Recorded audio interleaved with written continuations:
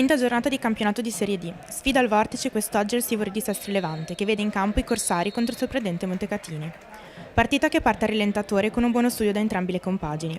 La prima azione costruttiva arriva al 27esimo dal primo tempo, quando viene concessa una punizione su fallo di Mobilio. Batte Dotto, che con abile tocco insacca la rete portando in vantaggio Sestri Levante. Corsari sempre in avanti con Dotto per cella, ma il tiro viene respinto di piatto dal reattivo Biggeri. Al 37esimo arriva la risposta del Montecatini con Taddeucci, che grazie a un cross dalla destra di Bigoni la devia in porta riequilibrando il match.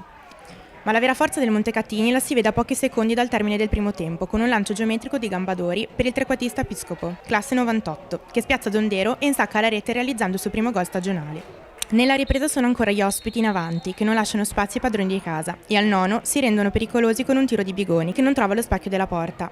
Prova a riaprire la partita Mobilio, al 29esimo con un ottimo tiro da fuori area, ma non trova la conclusione. A distanza di pochi minuti, al 32esimo, arriva il terzo gol degli ospiti, siglato dal numero 7 Bigoni, che prende la palla dalla tre quarti e si porta in rete. Inutili sul finale i tentativi di Agnello e Mobilio. Sestri Levante che perde l'imbattibilità casalinga, prova di forza per il Montecatini che rimane primo in classifica.